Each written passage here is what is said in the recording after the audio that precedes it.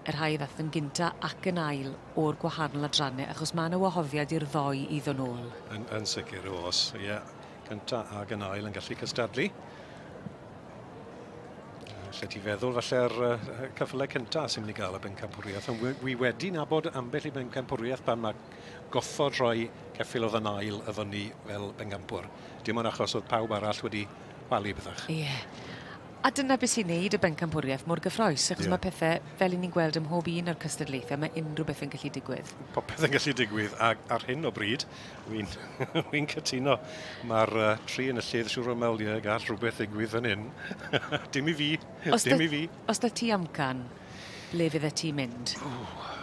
Mae'r gaseg hyn ti flan, weles i hon yn mynd. Mae hon yn batrwm poni, mae'n gaseg cobyn.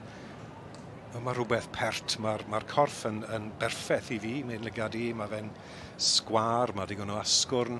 Fi'n gweld Garin, mae fe'n hala tipyn bach o amser yn cael golwg arno iddi. Le mae Catrin o'n i? Mae'n disgwyl bod Catrin wedi penderfynu. A Garin cael ei hala mas i checo to. Wedyn ni'r Palomino, y ceffil Palomino, y gaseg.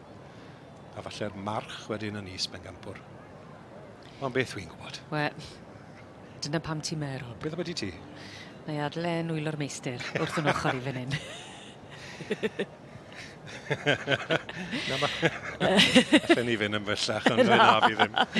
Wel, mae het wedi ddiosg. Beth wy'n gwybod y march? Y march sydd wedi cael ei fi'n deall. Ie, wir. Y march, enillydd y dosbarth y merch llwyn Hywel Masterclass i Gemma Tucky. Eiliad wych. Iddi hi, a y dosbarth oedd e'n un diddorol achos oedd Gemma yn ail at diwedd y barni, ond oedd y ceffil oedd ar y brig ar dechrau'r pwl. Oedd rhywun yn y cylch, un o'r beirniad wedi penderfynu bod e'n gloff. So'n hollol drist goffodd y ceffil bach na adael y brig i fynd mas ac fe ddath llwyn Hywel Masterclass i fyny i'r brig ffordd ni, ond dim byd yn erbyn y ceffil hyn, fe weles i fe mynd, oedd y ddoi cynta oedd e'n anodd iawn i bigo rhwngddo nhw.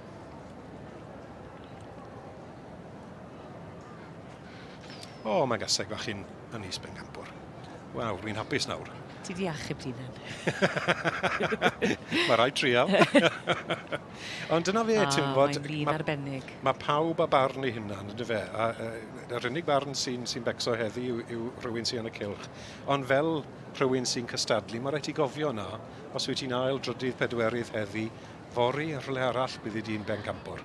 A hefyd, mond Gary a llwbod siwt mae'n teimlo i farchogaeth hefyd. Mae hwnna'n bwysig fyd, ie. Gallwn ni weld pethach gyda'n llyged, ond holl bwysig rwy'n a'i brofiad i dwmlo fel mae'r ceffil yn mynd. Mae hwnna yn rhoi tipyn bach o bwys ar penderfyniad wedyn ni. Champion goes to number 1509.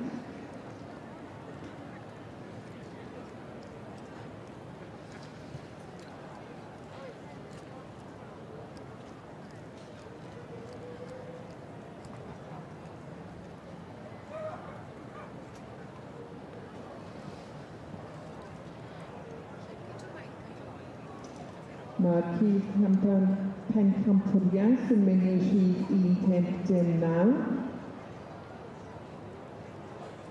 And that's Nikki Ashcroft with Abbey Vale Higher Love, written by Scarlett Rose Whitehurst.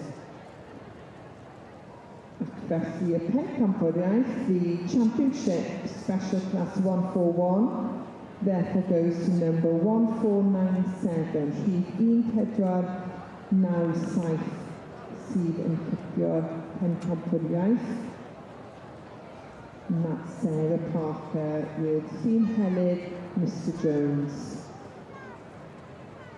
So gyfriadau i chi ddau am ddod yn cyntaf ail yn y section Cobiau Cymreig wedi cyfrio.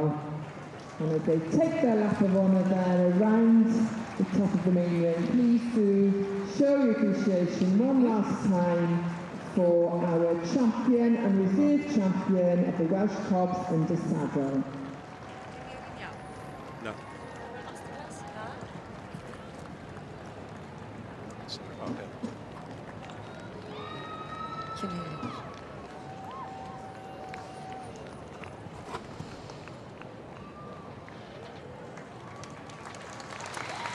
Breuddwyd pawb sy'n cystadlu ac yn dangos yn y prif gylch yw gael tasgu o flaen yr eistefle.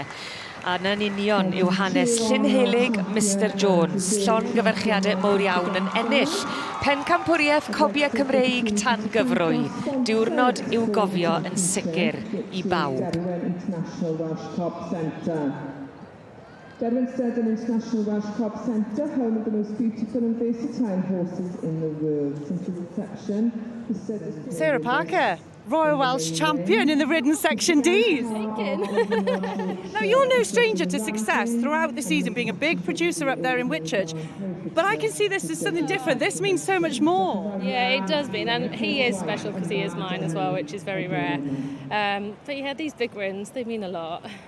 Now, you've just said to me, before we came on air now, you said the boys aren't here because your sons do ride this pony. Owen, your eldest, does compete him as well. So he's a real family pony. Yeah, he really is. I mean, he was going around some Park Farm ride last week. Yeah, no, we all ride him. Even Thomas, who's 8, rides him. He's, even as a stallion, he was just such a good boy, and his temperament is just amazing.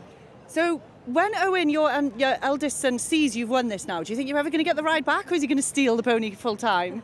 I mean, I struggle anyway to get the rides off him. He's pinched my other pony as well, so no, probably not. He's got him at Hickstead this week. I might get Thursday's ride. Well, many congratulations. I look forward to hearing how the phone call to Thomas goes when you tell him, but many congratulations and good luck for the rest of the week. Thank you very much. Well done.